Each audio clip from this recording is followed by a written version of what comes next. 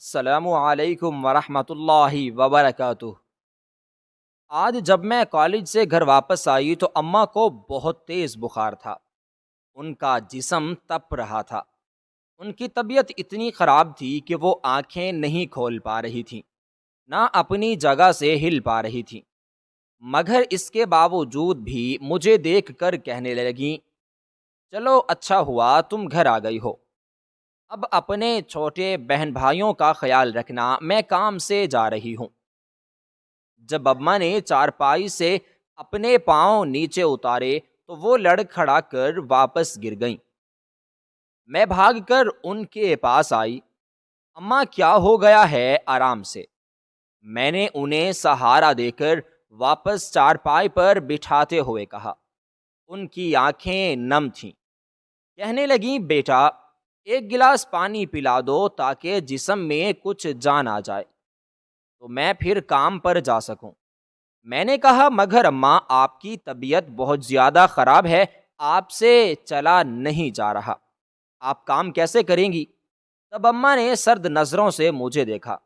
کہنے لگیں، بیٹا کام تو کرنا ہوتا ہے ہر حال میں، چاہے آپ ٹھیک ہوں یا بیمار، آپ کی حالت کتنی ہی خراب کیوں نہ ہو، کام رکتے نہیں ہیں، دنیا کے کام چلتے ہی رہتے ہیں، کیونکہ ہمارے ساتھ پیٹ کا ایندھن ہے، اور اس ایندھن کو بھرنے کے لیے خوراک کی ضرورت ہوتی ہے، اور خوراک تو پیسے سے ہی آتی ہے۔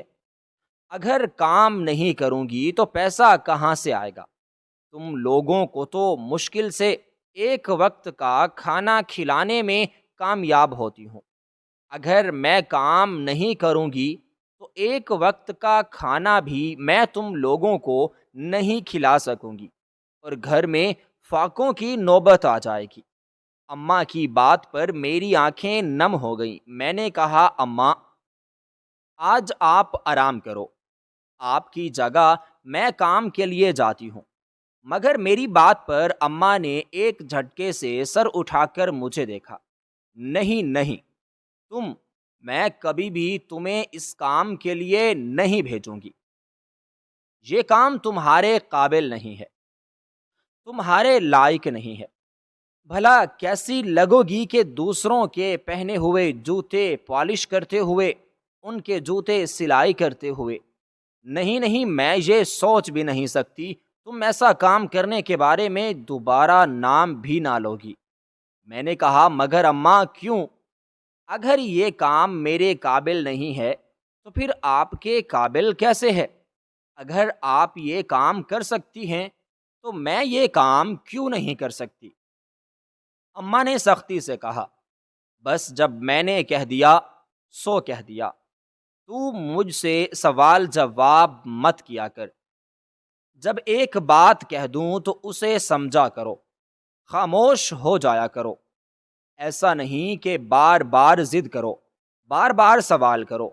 تم کہیں نہیں جاؤ گی، گھر پہ رہو، بہن بھائیوں کا خیال رکھو۔ مگر جیسے ہی اماں یہ کہہ کر اپنی جگہ سے اٹھیں، انہیں چکر آ گیا، وہ تو بے ہوش ہو گئیں۔ میں نے سوچا کہ محلے کے ڈاکٹر کو بلا لاتی ہوں، مگر پھر اس کی فیس کا خیال آیا۔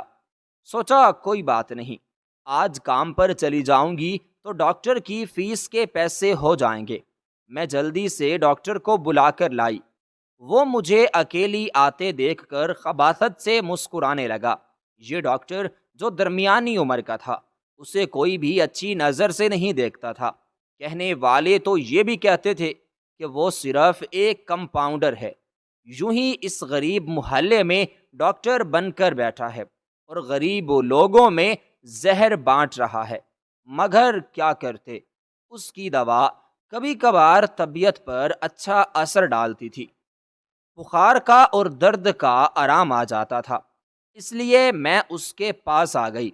اس کے علاوہ میرے پاس اور کوئی دوسرا راستہ بھی موجود نہیں تھا۔ جب میں نے اسے اپنی بات بتائی تو کہنے لگا، ٹھیک ہے، میں تمہارے ساتھ چلتا ہوں۔ جب وہ اپنا سامان اٹھا کر میرے ساتھ چلنے لگا تو اچانک اس نے میرا ہاتھ پکڑ لیا۔ میں نے ایک جھٹکے سے اپنا ہاتھ چھڑوایا۔ میرا چہرہ غصے سے سرخ ہو گیا تھا۔ ڈاکٹر صاحب، آپ اپنی حد میں رہیں، اپنی عمر کا اور پیشے کا لحاظ کریں۔ میری بات پر وہ زور سے ہنس پڑا۔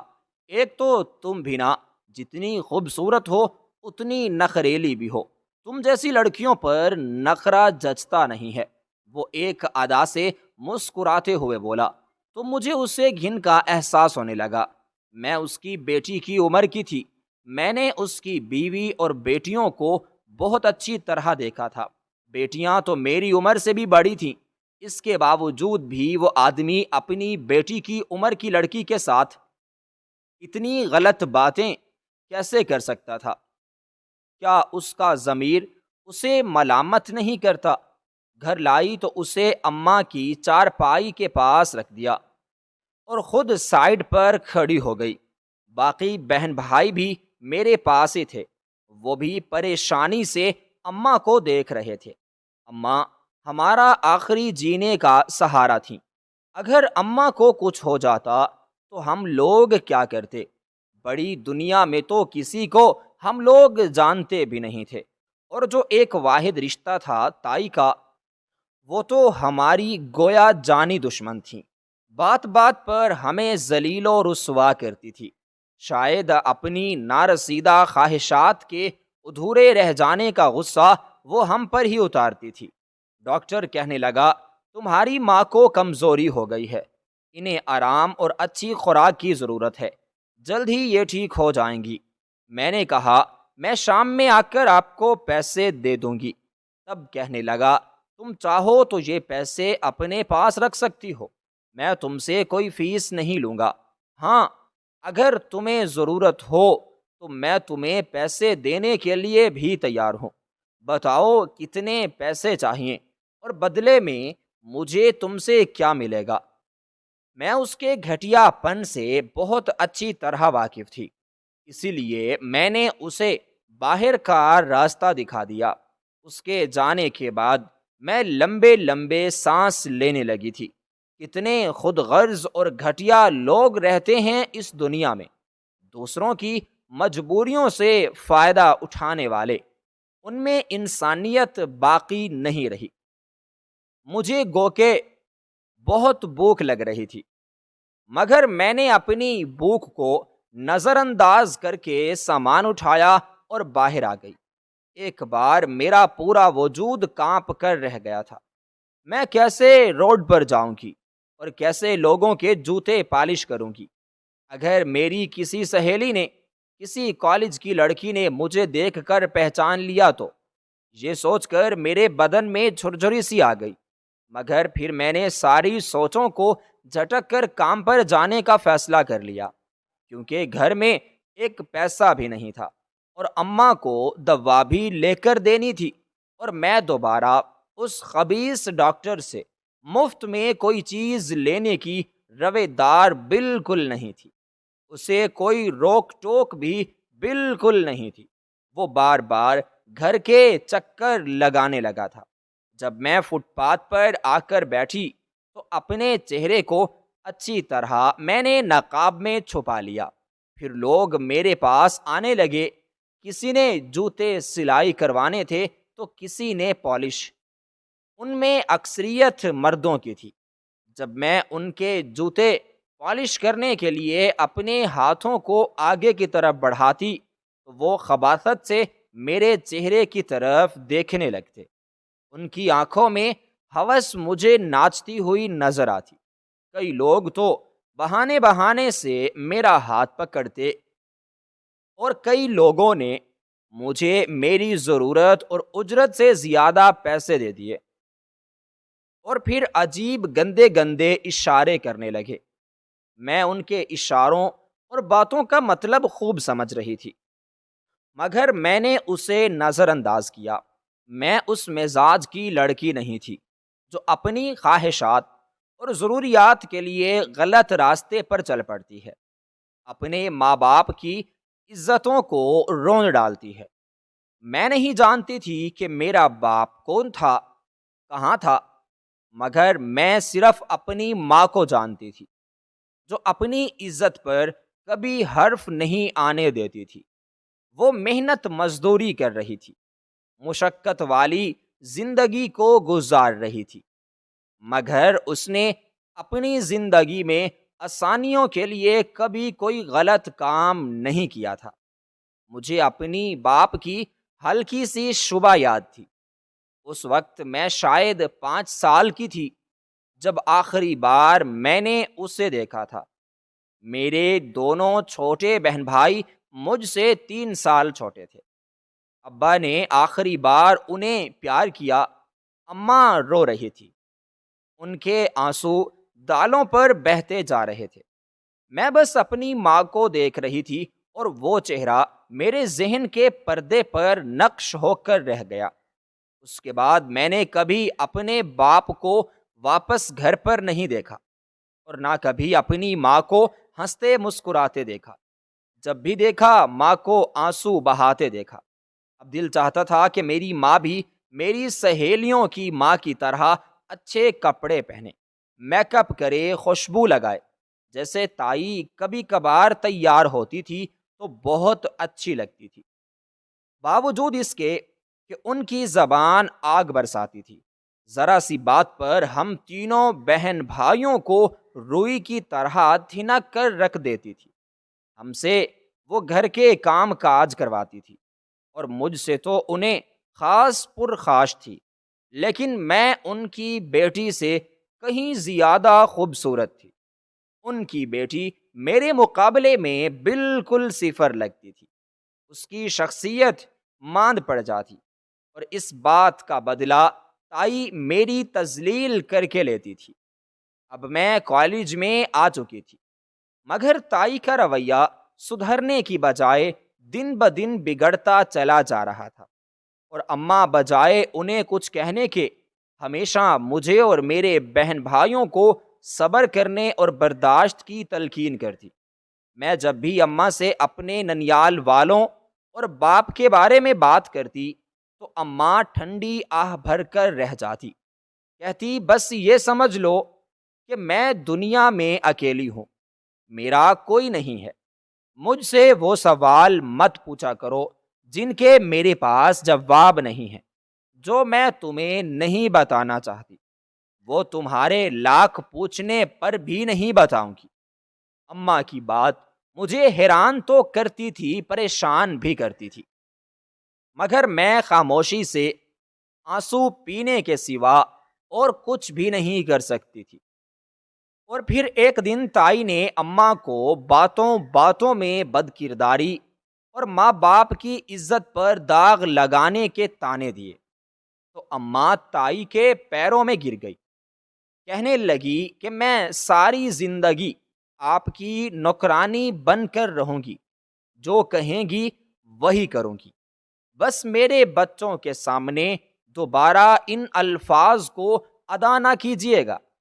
تحریک کے لبوں پر تمسخرانہ مسکراہٹ پھیل گئی تھی۔ کہنے لگی ٹھیک ہے، آج سے میرے گھر کے سارے کام تم خود کرو گی یا اپنی دونوں بیٹیوں سے کرواؤ گی۔ اگر تم نے انکار کیا تو میں انہیں سب کچھ بتا دوں گی اور انہیں ان کی اوقات بھی اچھے سے یاد دلا دوں گی۔ اماں ان کے سامنے ہاتھ جوڑ گئی تھی۔ میں اس وقت بہت چھوٹی تھی، مگر یہ سب دیکھ کر مجھے بہت برا لگا تھا۔ ماں کے آنسو مجھے تکلیف دے رہے تھے۔ میں ماں سے خوب لڑی، کہنے لگی آپ کو تائی کے پیروں میں گرنے کی کیا ضرورت تھی؟ آپ ان سے کس بات کی معافی مانگ رہی تھی؟ زیادتی وہ کرتی ہیں، آپ کے ساتھ غلط وہ کرتی ہیں، اور معافی آپ ان سے مانگیں گی؟ ان سے کس چیز کی معافی آپ نے مانگی؟ ماں میرے منہ پر ہاتھ رکھ کر مجھے خاموش کروا دیتی تھی، کہتی لڑکیوں کی اتنی اونچی آواز اور اتنی لمبی زبان اچھی بالکل نہیں ہوتی، اگر بڑے کچھ کہہ دیتے ہیں تو آپ کے بھلے کے لیے ہی کہتے ہیں۔ میں نے خود کبھی کسی سے آج تک لڑائی نہیں کی، اس لیے میں نہیں چاہتی کہ تم لوگ بھی کسی سے لڑو۔ پھر میں نے ہوش سنبھالا جب تو دیکھا کہ میری ماں لوگوں کے جوتے سلائی کرتی تھی۔ وہ روڈ پر بیٹھ جاتی، چہرے پر نقاب اوڑھ کر لوگوں کے جوتے پالش کرتی، سلائی کرتی۔ مجھے یہ سب دیکھ کر بہت دکھ ہوتا تھا۔ جب ماں گھر آئیں تو میں ان سے خوب لڑی۔ ماں، کیا ایک یہی کام رہ گیا ہے؟ دوسروں کے پہنے ہوئے جوتوں کو صاف کرنا، ان کی سلائی کرنا۔ آخر آپ اس کے علاوہ کوئی اور کام کیوں نہیں کرتی؟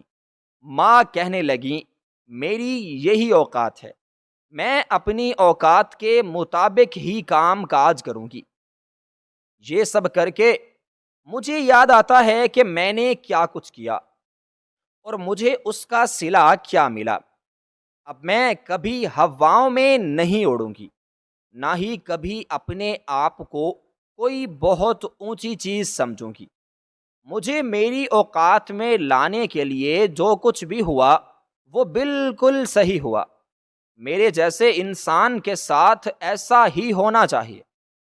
میں حیرت سے اپنی ماں کو دیکھتی رہتی، جو تہجد گزار تھیں، نفلی روزے رکھتی تھیں، ہر وقت باوضو رہتی تھیں، ذکر و اذکار میں مصروف رہتی تھیں، اور وہ لوگوں کے جوتے گانٹنے کو باعث سکون سمجھتی تھیں۔ جب میں کالج آئی تو مجھے لگا جیسے میں کسی اور ہی دنیا میں آ گئی ہوں۔ لڑکیوں کا خوش باش اور بے فکر انداز، ان کی باتیں فلموں اور ڈراموں سے شروع ہو کر اپنے کزنز اور منگیتر پر آ کر رک جاتی۔ میں حسرت سے ان کے بے فکر ہنستے مسکراتے ہوئے چہروں کو دیکھتی رہتی۔ یہ بھی تو لڑکیاں تھیں، میری ہی عمر کی، میرے ہی جیسے گھروں سے، پھر کیا وجہ تھی کہ ان کی ہنسی ان کے چہروں پر اچھی لگتی تھی، جبکہ اگر میں مسکرا بھی دیتی تو مجھے ہی اپنی مسکراہٹ اجنبی سی لگتی۔ جب وہ اپنی فیملی کی باتیں کرتی تو میری حسرت چن جاتی، گو کہ میں دیکھنے میں ان لڑکیوں سے زیادہ حسین تھی، خوبصورت تھی، قداور تھی۔ رنگ بھی ان لڑکیوں سے زیادہ میرا صاف ستھرا تھا، بال بھی لمبے تھے جو گھٹنوں تک آتے تھے۔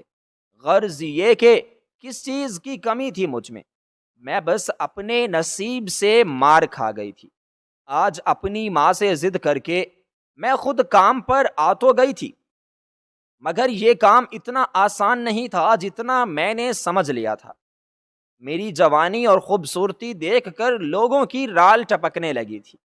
انہوں نے مجھے کام کے عوض بہت زیادہ پیسے تو دیے تھے، مگر وہ جس طرح میرے آس پاس کھڑے ہو کر ایکس رے کرتی ہوئی نظروں سے دیکھ رہے تھے وہ مجھے بالکل پسند نہیں آیا۔ شام ہونے کو تھی، میں اپنا سامان اٹھا کر وہاں سے چلنے لگی تھی، جب کچھ منجلے لڑکے آ کر میرے سامنے کھڑے ہو گئے۔ کہنے لگے، اپنی خوبصورتی پر اتنا ظلم کیوں کر رہی ہو؟ تمہیں کس نے کہا یہ کام کرنے کو؟ ہمارے ساتھ چلو، ہم تمہیں رانی بنا کر رکھیں گے، تمہیں ہم عیش کروائیں گے۔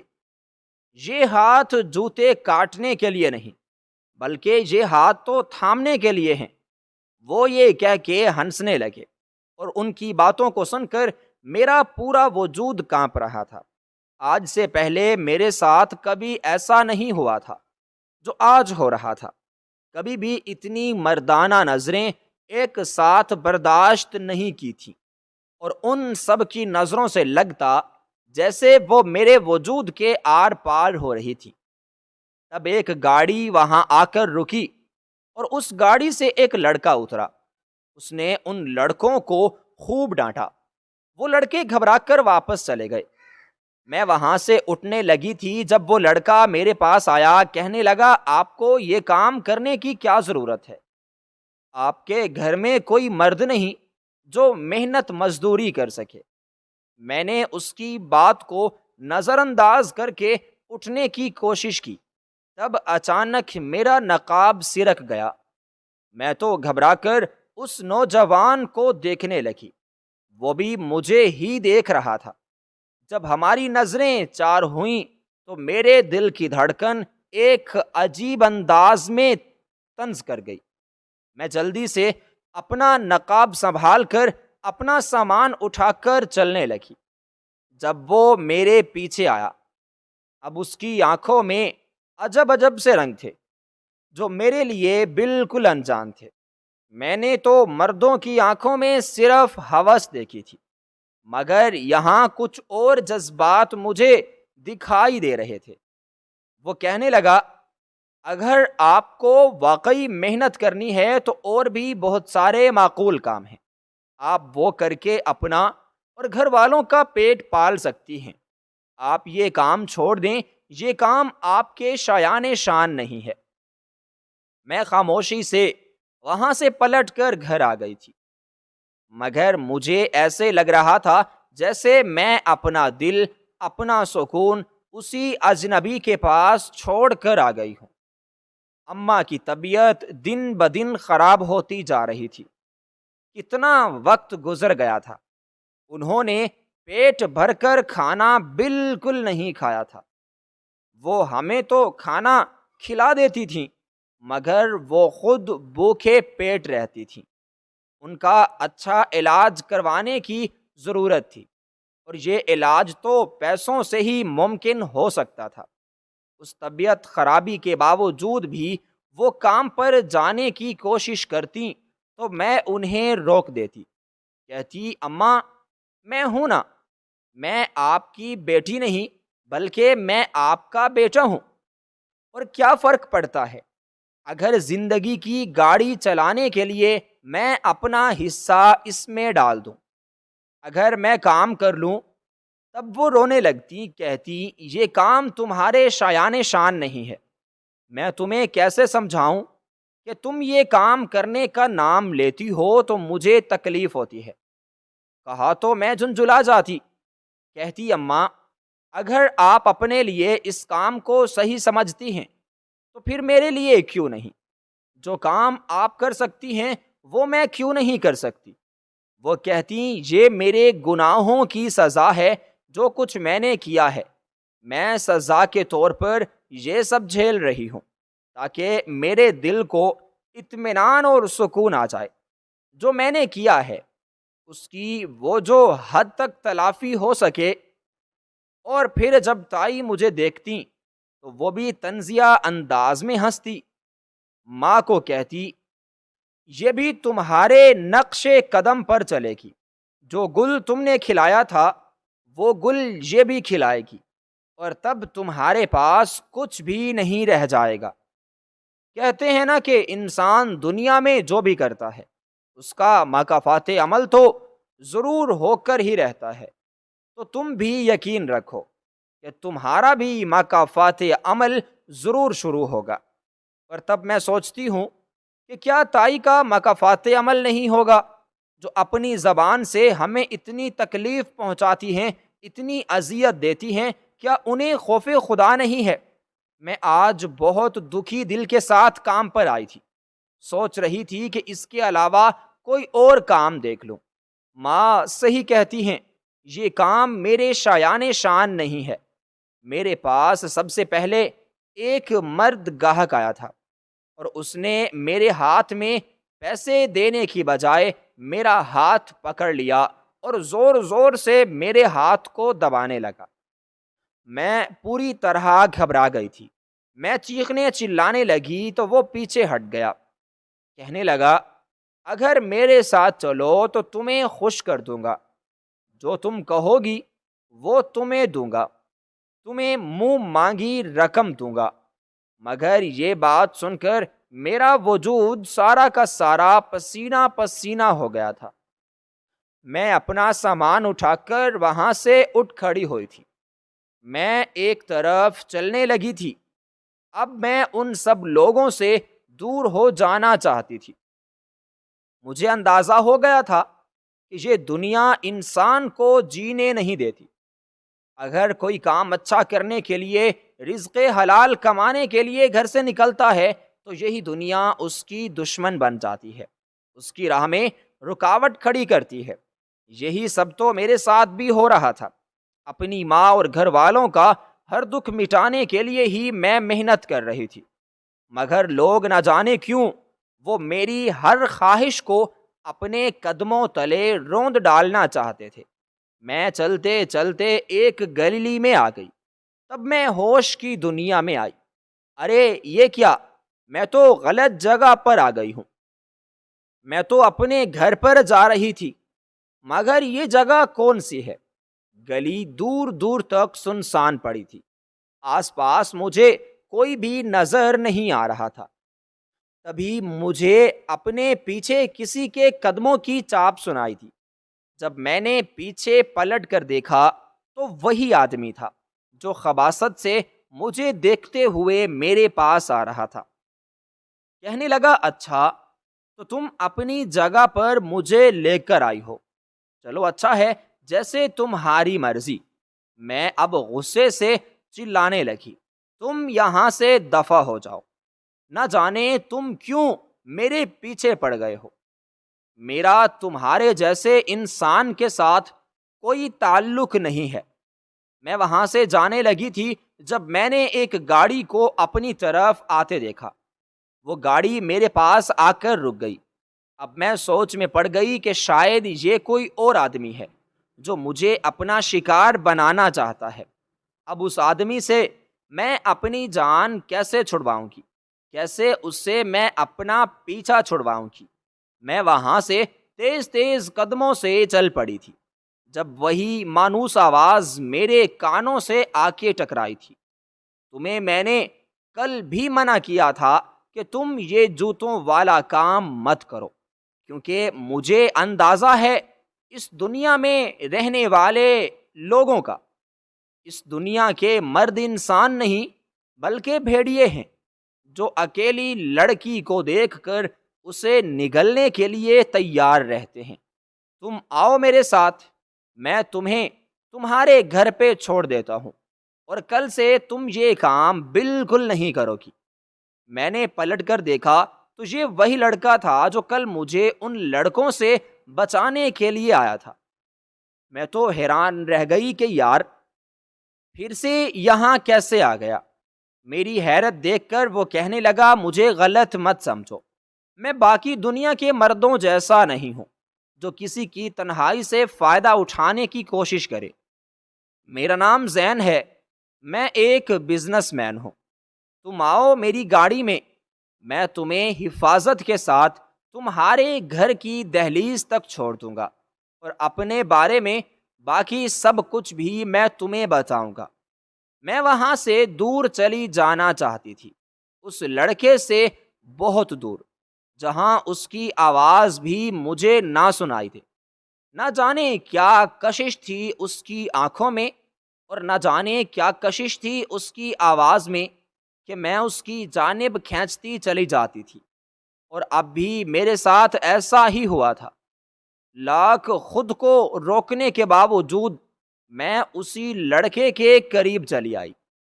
کہنے لگا، اپنے گھر کا پتہ بتاؤ مجھے۔ میں خاموشی سے گاڑی میں جا کر بیٹھ گئی، اسے گھر کا پتہ بتایا۔ اس نے مجھے میرے گھر کے دروازے کے پاس چھوڑا۔ کہنے لگا، میرا دنیا میں اپنی بہن کے علاوہ کوئی نہیں ہے۔ میں بہت چھوٹا تھا جب میرے پیرنٹس کا انتقال ہو گیا، تب سے میں اپنی بہن کے ساتھ ہی رہا ہوں۔ اب میں نے اپنا الگ بزنس بھی اسٹارٹ کر لیا ہے، میرے پاس گھر گاڑی سب کچھ ہے۔ میں کل اپنی بہن اور بہنوئی کو تمہارے گھر بھیجوں گا تاکہ وہ میرے اور تمہارے رشتے کی بات کر سکیں۔ مجھے امید ہے کہ تمہیں اور تمہارے گھر والوں کو اس بات پر کوئی اعتراض نہیں ہوگا۔ میں خالی آنکھوں سے اسے دیکھنے لگی۔ ایسا کیسے ممکن ہے؟ ابھی تو میرے بہت سارے خواب تھے، اپنے بہن بھائیوں کے لیے، اپنی ماں کے لیے میں نے ابھی بہت کچھ کرنا تھا۔ ابھی میں شادی کر کے اپنی زندگی کیسے بسا سکتی تھی؟ میں یہ خود غرضی والا کام کیسے کر سکتی تھی؟ میں بغیر کچھ کہے اپنے گھر میں آ گئی، یہ جانے بغیر کہ کیسی قیامت میری منتظر ہے۔ جب میں گھر آئی تو ماں مجھے دیکھ کر چونک گئی، کیا بات ہے؟ آج تمہارے چہرے پر اتنی ہوائیاں کیوں اڑ رہی ہیں؟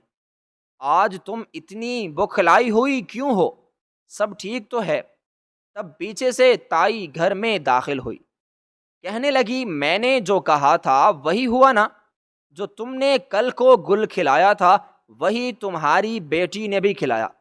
میں حیرت سے تائی کی طرف دیکھنے لگی، وہ کیا کہہ رہی تھی؟ ماں اپنی چارپائی پر اٹھ کر بیٹھ گئی تھی، انہوں نے ہاتھ دل کے مقام پر رکھ لیا تھا۔ کبھی وہ خالی خالی نظروں سے مجھے دیکھتی، کبھی تائی کی طرف۔ کیا ہوا بھابھی؟ آپ مجھے بتائیں، کیا کیا ہے اس نے؟ تائی زور زور سے ہنسنے لگی۔ مجھے کیا پتا یہ کیا کر کے آئی ہے، اپنی بیٹی سے ہی پوچھو۔ ابھی میں نے اسے کسی نوجوان لڑکے کی گاڑی سے اترتے دیکھا ہے۔ نہ جانے تمہاری بیٹی کہاں گئی تھی اور نہ جانے کہاں سے آئی ہے۔ اب جلد ہی اس محلے کو نیا تماشا دیکھنے کو ملے گا۔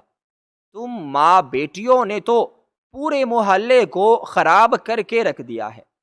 میں محلے والوں سے کہوں گی کہ تم لوگوں کو وہ اس محلے سے نکالنے کا بندوبست کریں۔ ہم بھی جوان بیٹیوں والے ہیں، ان کے ذہنوں پر یہ سب دیکھ کر کیا اثر پڑے گا؟ تائی تو اپنا زہر اگل کر وہاں سے چلی گئی اور ماں کی حالت بہت خراب تھی۔ وہ چیل کی طرح مجھ پر جھپٹیں۔ بتاؤ، جو تمہاری تائی کہہ رہی ہے کیا وہ سچ ہے؟ میں رونے لگی۔ ماں مجھ پر یقین کرو، کیا اپنی تربیت پر بھروسہ نہیں ہے آپ کو؟ آپ کو کیا لگتا ہے جو تائی نے کہا ہے وہ سچ ہے؟ کبھی کبھی آنکھوں دیکھا بھی جھوٹ ہو سکتا ہے۔ ماں بولی بیٹا، پھر بھی رائی ہو تو ہی پہاڑ بنتا ہے۔ مجھے بتاؤ بات کیا ہوئی ہے؟ تمہاری تائی ایسا کیوں کہہ رہی ہے؟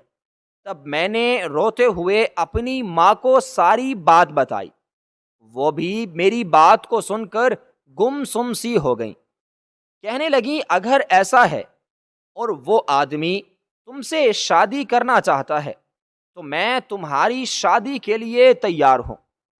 وہ میں ان لوگوں کو ہاں کر دوں گی، اگر وہ لوگ اچھے ہوئے تو، اور اگر وہ بہانے سے ہی آئے تب بھی میں زیادہ وقت ان سے نہیں لوں گی۔ مگر ماں، ایسا کیسے ہو سکتا ہے؟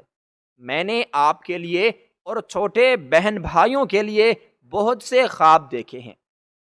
میں چاہتی ہوں کہ وہ اپنے قدموں پر کھڑے ہوں، اپنا مستقبل بنا سکیں۔ آپ کا اچھے سے علاج کروانا چاہتی ہوں، آپ کی ساری محنت مشقت ختم کروانا چاہتی ہوں۔ اگر میں شادی کر کے اپنی زندگی میں مصروف ہو جاؤں گی تو یہ سب میں کیسے کروں گی؟ میں اتنی خود غرض نہیں ہوں اور بننا بھی نہیں چاہتی۔ ماں نے میرا ہاتھ روک کر مجھے کچھ کہنے سے منع کر دیا۔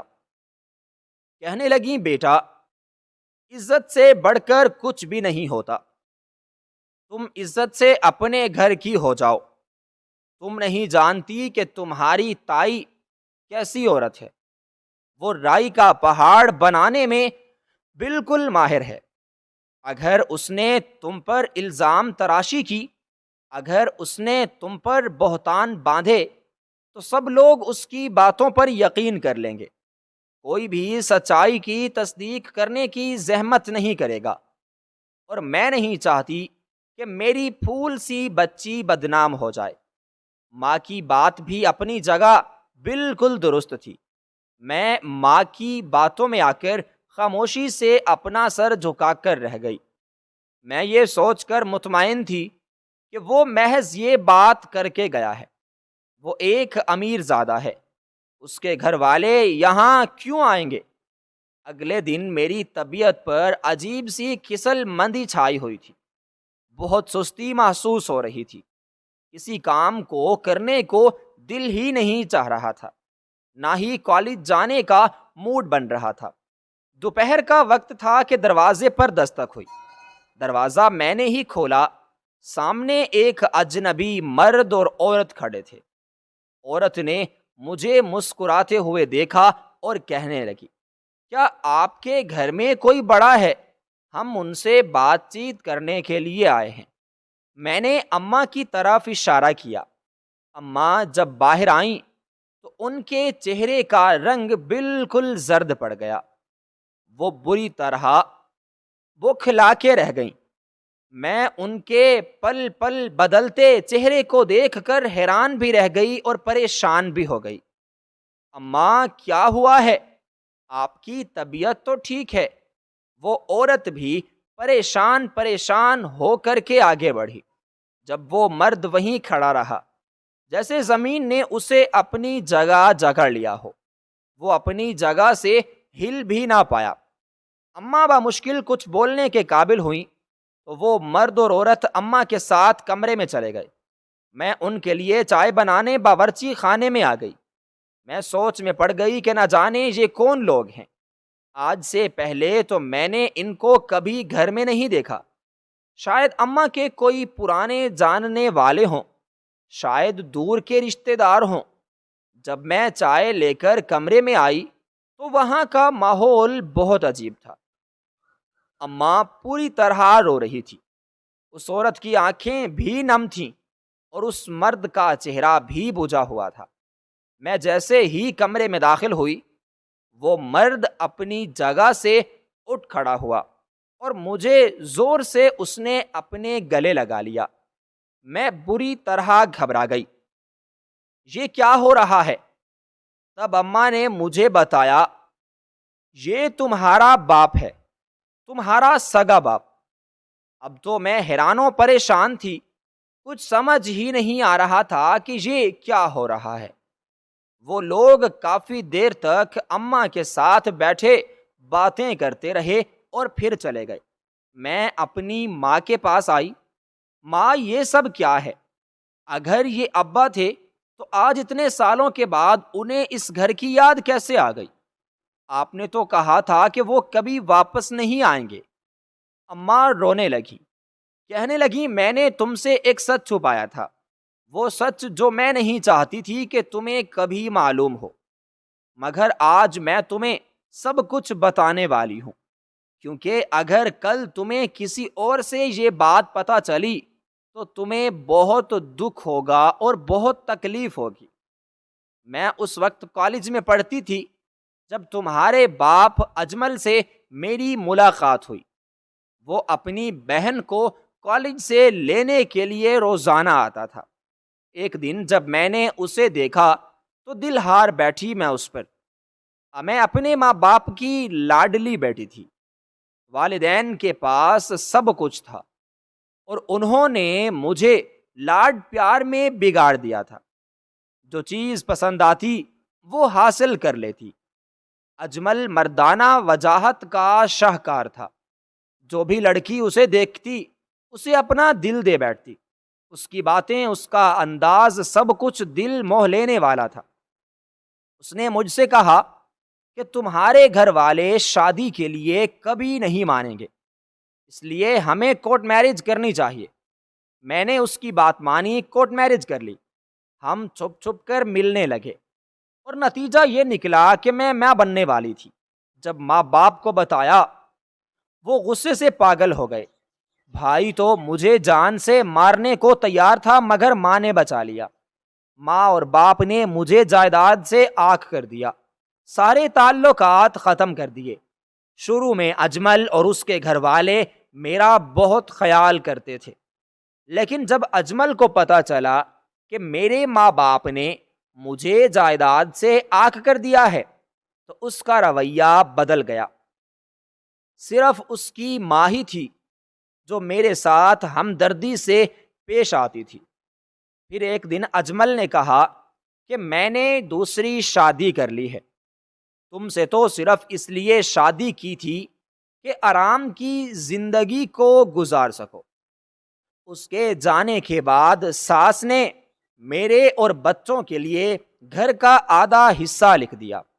بعد میں وہ میرے ساتھ یہاں رہنے آ گئی، مگر صرف 6 ماہ زندہ رہی۔ تب مجھے لگا کہ میں دنیا میں اکیلی رہ گئی ہوں۔ میں نے کہا، اماں ابا نے آپ سے بات کی، انہیں اپنے رویے پر ندامت ہے، وہ آج یہاں کیسے آ گئے؟ اماں نے کہا یہ وہی لڑکے کی بہن اور بہنوئی ہیں جو تمہیں کل گھر چھوڑنے آئے تھے۔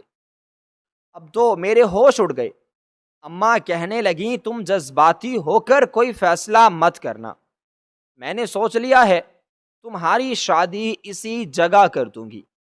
میں کچھ کہنا چاہتی تھی، انکار کرنا چاہتی تھی، مگر اماں نے مجھے کچھ بھی کہنے سے روک دیا۔ پھر ایک ہفتے بعد سادگی کے ساتھ میرا نکاح زین کے ساتھ کر دیا گیا۔ میری زندگی میں وہ دن جلد ہی خوشیوں کی نوید بن کر آ گیا تھا جب میں زین کی دلہن بن کر اس کے آنگن میں اتری تھی۔ تب مجھے معلوم ہوا تھا کہ سچی خوشی کہتے کسے ہیں، محبت کیا ہوتی ہے۔ زین نے مجھے اس قدر محبت دی، اس قدر پیار دیا کہ میں اپنی زندگی کی ساری محرومیوں کو بھول چکی تھی۔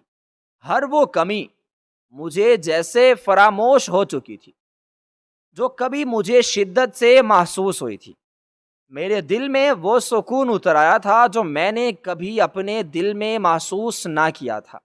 میں زین کی شکر گزار تھی جس نے زندگی کے اتنے خوبصورت لمحوں سے مجھے روشناس کروایا۔ مجھے شروع میں بہت ڈر لگتا تھا اس عورت سے جو زین کی بہن تھی اور میری سوتیلی ماں کے عہدے پر فائز تھی۔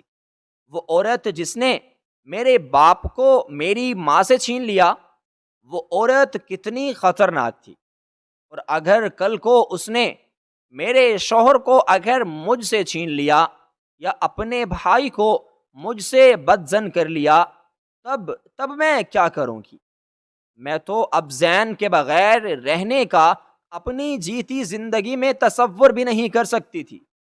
مجھے تو ابو سے بھی ڈر لگتا تھا۔ جب ابو نے واپس آنا شروع کیا تھا، دل میں خوف تھا، ایک ڈر تھا کہ اگر پھر سے کچھ غلط ہوا تو کیا ہوگا۔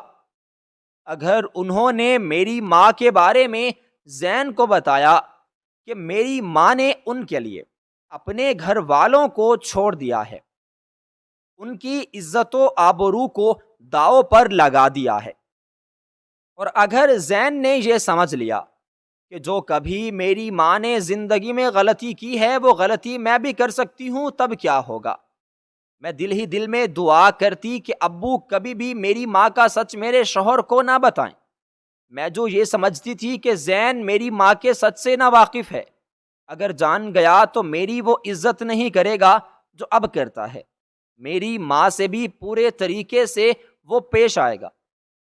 مگر اس دن مجھ پر یہ انکشاف ہوا کہ وہ یہ سب جانتا ہے۔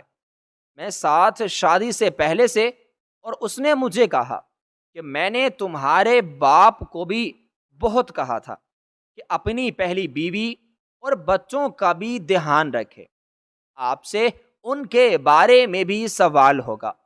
اگر مجھے یہ سب پتا ہوتا کہ تم لوگ ان کی اولاد ہو تو میں تم لوگوں کی ضرور مدد کرتا، مگر افسوس کہ میں نہیں جانتا تھا کہ تم لوگ کہاں ہو، اور جب مجھے پتا چلا تو تب تمہارے ابو کو اپنی غلطی کا بھی احساس ہو گیا۔ زین صاحب کچھ جانتا تھا، مگر اس کے باوجود بھی زین نے کبھی مجھے اکیلا محسوس نہیں ہونے دیا۔ وہ ہمیشہ میرے ساتھ ہوتا تھا، میری ہر پریشانی، ہر دکھ میں شریک ہوتا تھا۔ اس کی مسکراہٹ میں وہ طاقت تھی جس نے مجھے ہر سیاہ لمحے سے نکال کر روشنی کی طرف پہنچایا۔ زین کا ہر لفظ، ہر حرکت میرے دل کی گہرائیوں تک جا کر مجھے یقین دلاتا تھا کہ اب میری زندگی کبھی ادھوری نہیں ہوگی۔ ایک دن جب میں اپنے مائکے گئی تو سامنے ابو اور اماں بیٹھے تھے، اور میں نے ان دونوں کے درمیان خاموشی کو محسوس کیا۔ زین میرے پاس آیا، اس کی آنکھوں میں کچھ خاص تھا، کچھ ایسا جو میں نے پہلے کبھی نہیں دیکھا تھا۔ وہ میرے قریب تر آ کر بولا، تمہارے والد کو اپنی زندگی کی نئی شروعات کرنی چاہیے، انہیں اپنے گھر والوں کے پاس ضرور جانا چاہیے، انہیں اپنی ضروریات زندگی کو ضرور پورا کرنا چاہیے، یہ ہم سب کی ذمہ داری ہے۔ میں اپنی بہن کو سمجھا لوں گا، وہ کبھی بھی تمہارے ابو کو اس سب سے نہیں روکیں گی کہ تمہارے بہن بھائیوں کا اور تمہاری ماں کا بھی تمہارے باپ پر اتنا ہی حق ہے جتنا کہ میری بہن کا اپنے شوہر پر۔ اس کی باتوں میں ایک خاص قسم کا جذبہ تھا، جیسے وہ نہ صرف میری مدد کرنا چاہتا تھا بلکہ ابو کے دل میں وہ سکون واپس لانا چاہتا تھا جو کئی سالوں سے کھو چکا تھا۔ زین نے ابو کے ساتھ بات کی اور اس کے دل میں وہ جذبہ جگایا کہ وہ اپنی زندگی کا آغاز پھر سے کرے۔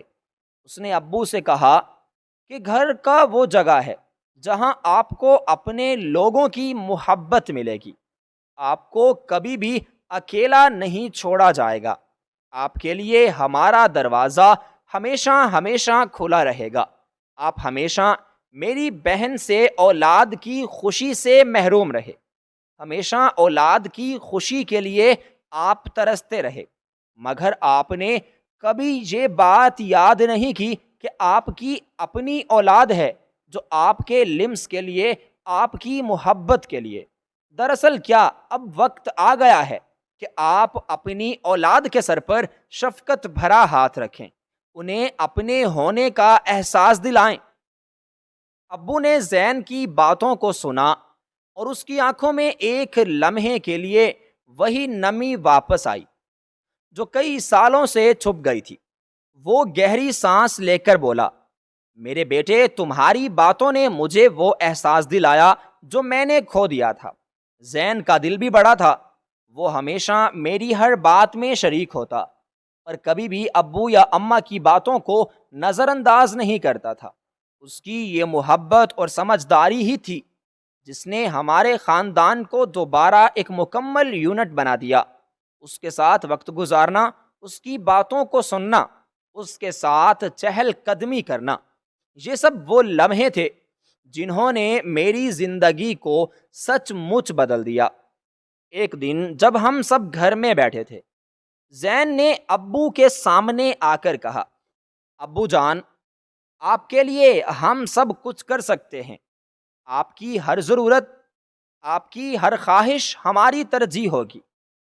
اب آپ کو یہ فکر نہیں کرنی چاہیے کہ آپ کا مستقبل کیا ہوگا۔ آپ کا مستقبل اب ہم لوگوں کے ساتھ جڑا ہے اور ہم سب آپ کے ساتھ جڑے ہیں۔ ابو کی آنکھوں میں آنسو تھے، مگر یہ آنسو ان کی آنکھوں میں دکھ کے نہیں بلکہ سکون کے تھے اور شکر کے تھے۔ اس نے زین کی طرف دیکھا اور کہا، تمہاری باتوں نے مجھے وہ سکون دیا ہے جس کی مجھے سالوں سے ضرورت تھی۔ زین اور ابو کے درمیان ایک نئی دوستی کا آغاز ہو چکا تھا۔ یہ ایک ایسا رشتہ تھا جو نہ صرف وقت کی گزر گئی دھن سے صاف ہو چکا تھا بلکہ اس میں محبت، احترام اور فہم کا عنصر شامل تھا۔ ابو اب خود کو ایک نئی روشنی میں دیکھنے لگے تھے اور وہ جانتے تھے کہ اب وہ اکیلے نہیں ہیں، ان کے ساتھ ایک مضبوط خاندان ہے جو ان کے ہر قدم میں ساتھ ہے۔